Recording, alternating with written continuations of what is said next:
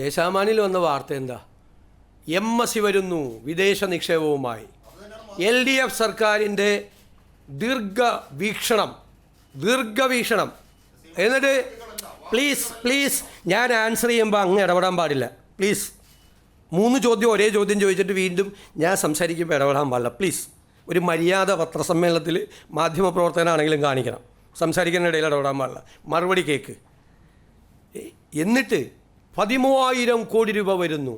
ഈ MScയുടെ നിക്ഷേപം പിണറായി സർക്കാരിൻ്റെ ദീർഘവീക്ഷണം എന്ന് വാർത്ത കൊടുത്തിട്ട് അതേ പിണറായി വിജയൻ വന്ന് ഞാനുമായിട്ട് ഗൂഢാലോചന നടത്തിയിട്ടാണ് MSc വരുന്നതെന്ന് പറഞ്ഞതാണ്. ഇനിയില്ല.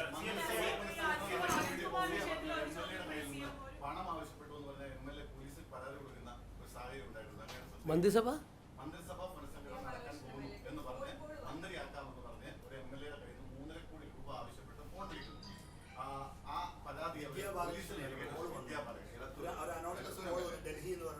എനിക്കറിയില്ല.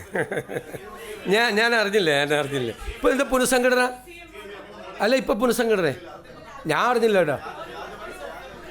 ഞാൻ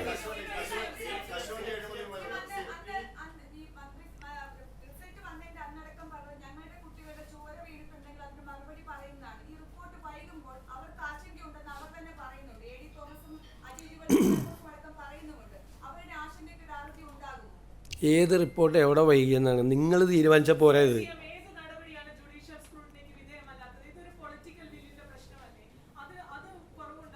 ഇല്ല, ഇത്രയും മറുപടി പറഞ്ഞിട്ട് നിങ്ങൾ രണ്ടുപേരും ഒക്കെ കൊടുത്ത വാർത്തയിലെ അബദ്ധം നിങ്ങൾക്ക് മനസ്സിലായി. അല്ലല്ല, അബദ്ധമാണ് നിങ്ങൾ കൊടുത്ത വാർത്ത. പറഞ്ഞല്ലോ, എക്സ്പ്ലെയിൻ ചെയ്തല്ലോ.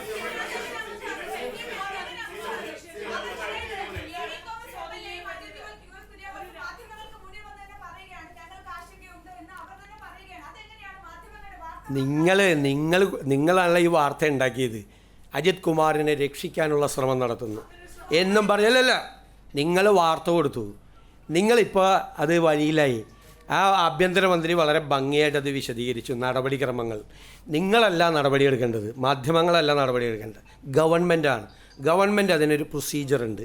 ആ പ്രൊസീജിയർ കംപ്ലീറ്റ് ആയിട്ട് ഫില്ല് ചെയ്ത് ഞങ്ങൾ ചെയ്യുള്ളൂ. മനസ്സിലായില്ലേ? അത് നടപടി എടുക്കുമ്പോൾ നിങ്ങളെ അറിയിക്കും. അത് അപ്പം അറിഞ്ഞാൽ മതി നിങ്ങൾ എന്താ ചെയ്യാൻ പോണേന്ന്. നിൽക്ക് എല്ലാവരും ഇടി ചോദിക്കില്ല. നിങ്ങളപ്പം അറിഞ്ഞാൽ മതി, ഞങ്ങൾ പറയും. നിങ്ങളപ്പം അറിഞ്ഞാൽ മതി എന്താണ് ഇതിൻ്റെ നടപടിക്രമമെന്നും ഞങ്ങൾ എന്താ ചെയ്യാൻ പോണേന്നും തീരുമാനമെടുത്തിട്ട് നിങ്ങളെ അറിയിക്കും. അപ്പം നിങ്ങൾ അറിഞ്ഞാൽ മതി.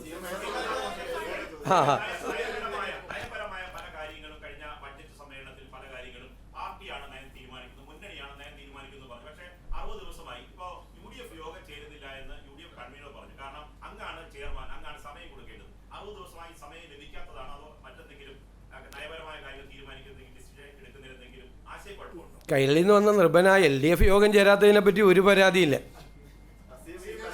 UDF ഞങ്ങൾ കുറേ ആദ്യം നടപടി അത് ഞങ്ങൾ തീരുമാനിച്ചോളാം. ഞങ്ങളുടെ പൊളിറ്റിക്കലായിട്ടുള്ള കാര്യമാണ്. UDF എപ്പോൾ യോഗം തീരുമാനിക്കും?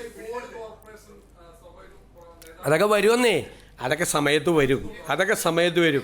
അതൊന്നും മാധ്യമങ്ങളുമായിട്ട് ചർച്ച ചെയ്യാൻ പറ്റുന്ന കാര്യങ്ങളല്ലല്ലോ. അതൊക്കെ സംഘടനാപരമായ കാര്യങ്ങൾ മുന്നണിയും പാർട്ടിയൊക്കെ എടുക്കേണ്ട തീരുമാനങ്ങളാണ്. അതെല്ലാം മനസ്സിലായി.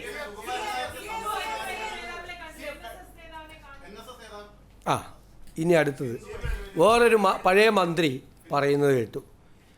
ഞാൻ ഹിന്ദു കയറി ഇറങ്ങിയാണ് BJP നേതാക്കൾ മുഖ്യമന്ത്രിയുടെ ഓഫീസ്. ഹിന്ദു ഐക്യവേദിയുടെ നേതാക്കൾ എന്നെ കാണണം എന്നാവശ്യപ്പെട്ടു. ഞാൻ അവർക്ക് സമയം കൊടുത്തു. അവർ വന്ന് കാണാൻ പറഞ്ഞു. അത് പബ്ലിക് കാണുന്ന സമയത്താണ് അവരെ വന്ന് എന്നെ കണ്ടത്. ഞാൻ അവരെ മുറിയിൽ കയറ്റിയിരുത്തി കണ്ടു.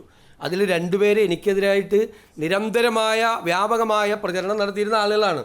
ഞാൻ അവരുടെ പേര് കണ്ടപ്പോൾ അവരെ കാണാൻ പറ്റില്ല എന്ന് ഞാൻ പറയാമോ? അവരെന്നെ കണ്ട് അവർക്കൊരു നിവേദനം നൽകാൻ വന്നതാണ്. നിവേദനം നൽകി. ഇന്നലെ നമുക്ക് ഗവൺമെൻറ്റിനെതിരായി സമരം നടത്തിക്കൊണ്ടിരിക്കുന്ന NGO യൂണിയൻ നേതാക്കൾ, ഗസറ്റഡ് ഓഫീസേഴ്സ് അസോസിയേഷൻ്റെ നേതാക്കൾ, അധ്യാപക സംഘടന CPMൻ്റെ KSTയുടെ നേതാക്കൾ കാണാൻ വന്നു. ഞാൻ ഇവരെ ഇരുത്തിയ അതേ കസേരയിൽ തന്നെ അവരെയും ഇരുത്തി അവരുമായിട്ട് സംസാരിച്ചു. ഞാൻ കോൺഗ്രസിൻ്റെയും UDFൻ്റെ മാത്രം മുഖ്യമന്ത്രിയാണോ? കേരളത്തിലെ മുഖ്യമന്ത്രിയല്ലേ? എന്നെ കാണാൻ വരുന്നവരോട് ഞാൻ നിങ്ങളെ കാണില്ല എന്ന് പറയാമോ? ഞാൻ അത് ചെയ്താലല്ലേ തെറ്റ്? പിന്നെ പഴയ മന്ത്രിയായിരുന്ന ശ്രീ റിയാസാണ് പറഞ്ഞത് ഇവിടെ കയറി ഇറങ്ങാണെന്ന് പറഞ്ഞു. അദ്ദേഹത്തിനോട് എൻ്റെ മറുപടി, ഞാൻ ഒളിച്ചല്ല കണ്ടത്. പിണറായി വിജയൻ ചെയ്തതുപോലെ RSS നേതാക്കളെ വേറെ കാറിൽ പോയി മസ്കറ്റ് ഹോട്ടലിൽ പത്രക്കാരെയൊക്കെ മാറ്റി നിർത്തി ആരെ അറിയാതെ ഒളിച്ചല്ല കണ്ടത്. അതാണ് റിയാസിനുള്ള മറുപടി. ഒളിച്ചല്ല കണ്ടത്, രഹസ്യമായിട്ടല്ല കണ്ടത്. ഇവിടെ നൂറുകണക്കിന് ജനങ്ങൾ കാണാൻ വേണ്ടി വരുന്ന കൂട്ടത്തിൽ അവർ നേരത്തെ പറഞ്ഞു, അവർ വന്ന നിവേദനം അവർ തന്നു, അവരുമായി സംസാരിച്ചു. ഇതൊക്കെ എനിക്ക് തോന്നുന്നു, ഞാൻ അവർക്ക് ഒരു അനുമതി നിഷേധിച്ചാലാണ് അത് വാർത്ത, അല്ലേ? അനുമതി നിഷേധിച്ചാലാണ് വാർത്ത.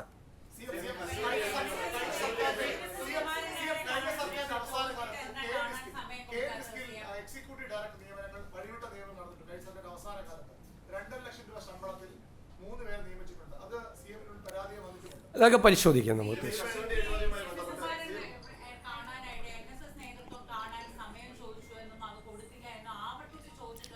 തെറ്റായ വാർത്തയാണ്. അദ്ദേഹം എൻ്റെ പ്രൈവറ്റ് സെക്രട്ടറിയെ വിളിച്ചിരുന്നു, എന്നെ ഫോണിൽ കിട്ടാണ്ട്. ഞാൻ ബജറ്റിൻ്റെ തയ്യാറെടുപ്പിൻ്റെ സമയത്ത് എൻ്റെ അടുത്ത് ഫോണുണ്ടായില്ല, ഞാൻ മാറി നിൽക്കുകയായിരുന്നു. അദ്ദേഹം വിളിച്ചെന്ന് പറഞ്ഞപ്പോൾ ഞാൻ അദ്ദേഹത്തെ തിരിച്ചു വിളിച്ചു, വളരെ കോഡിയലായിട്ട് സംസാരിച്ചു. അപ്പോൾ നമുക്ക് എപ്പോഴെങ്കിലും ഒന്ന് കാണണം എന്ന് പറഞ്ഞു. ഞാൻ പറഞ്ഞു ഉറപ്പായിട്ട് കാണാം, കുറച്ച് കാര്യങ്ങൾ പറയാനുണ്ടെന്ന് പറഞ്ഞവർക്ക് കാണാമെന്ന് പറഞ്ഞു. കാണാമെന്ന് ഞാൻ അദ്ദേഹത്തോട് പറഞ്ഞു. ഞാൻ ഫോണിൽ കൂടി പറഞ്ഞപ്പോൾ അത് കഴിഞ്ഞിട്ട് ആ ആഴ്ച ഞാൻ ബജറ്റ് അവതരിപ്പിക്കുന്ന ദിവസമാണ്. ഞാൻ ഇവിടെ നിന്ന് എങ്ങും പോയിട്ടില്ലല്ലോ, ഫുൾ ടൈം ഞാൻ നിൽക്കുകയാണ്. പക്ഷേ ബജറ്റ് അവതരിപ്പിക്കുന്നതിന് മുമ്പ് തന്നെയാണെന്ന് തോന്നുന്നു, 2 ദിവസം കഴിഞ്ഞപ്പോൾ ഇങ്ങനെ നിങ്ങൾ വാർത്ത, എനിക്കറിയില്ല അദ്ദേഹം പറഞ്ഞാണോ പറഞ്ഞില്ല എന്നറിയില്ല, ഒരു യോഗത്തിൽ ഞാനിങ്ങനെ ഇത് കൊടുത്തില്ല എന്നും പറഞ്ഞു. അദ്ദേഹം പറഞ്ഞായിട്ട് ഞാൻ കണ്ടില്ല, വാർത്ത വരുന്നത് ഞാൻ കണ്ടു. ഞാൻ അദ്ദേഹത്തോട് പറഞ്ഞു, ഞാനിപ്പോൾ ഇത് നിങ്ങൾ കേട്ടു, തുഷാർ വെള്ളാപ്പള്ളി അദ്ദേഹം എന്നെ കാണണമെന്ന് പറഞ്ഞു. അദ്ദേഹം എൻ്റെ ആലുവയിലുള്ള വസതിയിൽ ആളുകൾ എന്നെ കണ്ടുകൊണ്ടിരിക്കുന്ന സമയത്ത് വന്ന് കണ്ടു, എന്നെ വന്ന് അഭിനന്ദിച്ചിട്ട് അദ്ദേഹം പോയി. അതിനും വന്ന് ആരോപണം. അതിനെന്താ, ഞാൻ തുഷാർ വെള്ളാപ്പള്ളി വരുമ്പോൾ തുഷാർ വെള്ളാപ്പള്ളി വരാൻ പാടില്ല എന്ന് പറയാമോ? ഞാൻ പറയാൻ പാടില്ലല്ലോ. ആര് വന്ന രാജീവ് ചന്ദ്രശേഖർ അദ്ദേഹം എന്നെ വന്ന് മുഖ്യമന്ത്രിയുടെ ഓഫീസിൽ വന്നാണ്. അദ്ദേഹം MLA കൂടിയല്ലേ. അദ്ദേഹത്തിൻ്റെ നിയോജകമണ്ഡലത്തിലെ കുറേ കാര്യങ്ങൾ എൻ്റെ അടുത്ത് കൊണ്ടു തന്നു. ഇവരൊക്കെയായിട്ട് നമ്മൾ കാണണ്ടേ? ജനപ്രതിനിധികളായിട്ടും രാഷ്ട്രീയ നേതാക്കളായിട്ടും സംഘടനയുടെ ആളുകളായിട്ടും എത്രയോ സാമുദായ സംഘടനകളാണ് വരുന്നത്, എത്രയോ ബിഷപ്പ്മാരാണ് ഇവിടെ വരുന്നത്. സമസ്തയുടെ നേതാക്കന്മാർ കഴിഞ്ഞ ദിവസം വന്നു കണ്ടിരുന്നു.